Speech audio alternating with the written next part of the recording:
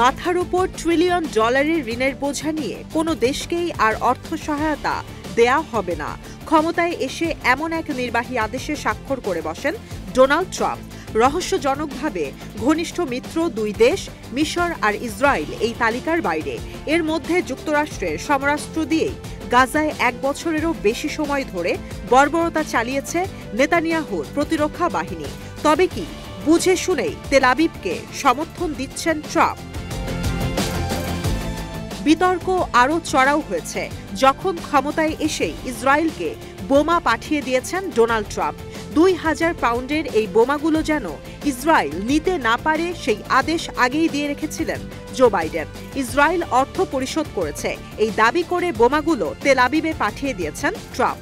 এবার সিদ্ধান্ত নিলেন বন্ধু বেনিয়ামিন নেতানিয়াহুকে দেবেন $100 কোটি অস্ত্র।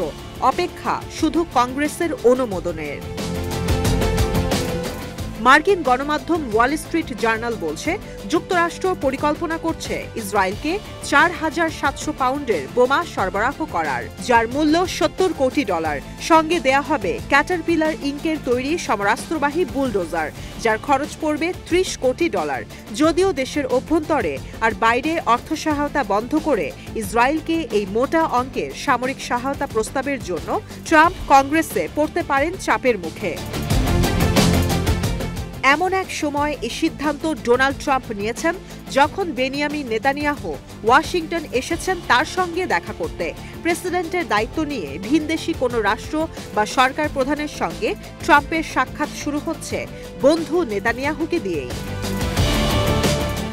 ক্ষমতায় এসেই একরকম উন্মাদ হয়ে গেছেন মার্কিন প্রেসিডেন্ট। কাঠখড় পুড়িয়ে তিনি ক্ষমতা নেয়ার কয়েকদিন আগে গাজায় যুদ্ধবিরতি কার্যকর হয়েছে, অথচ বেনিয়ামিন নেতানিয়াহুর ওয়াশিংটন সফরের মধ্যেই ট্রাম্প বলে বসেছেন গাজায় যুদ্ধবিরতি ধরে রাখার কোনো নিশ্চয়তা নেই।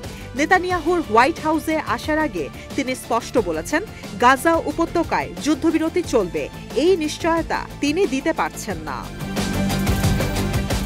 ওয়াল স্ট্রিট জার্নাল বলছে, শুধু নতুন এই $100 কোটি সমরাস্ত্র নয়, বাইডেন প্রশাসনের আমলে চাওয়া আরও $800 কোটি অস্ত্র ইসরায়েলকে পাঠাতে চাপ দেয়া হবে তেল আবিবের পক্ষ থেকে।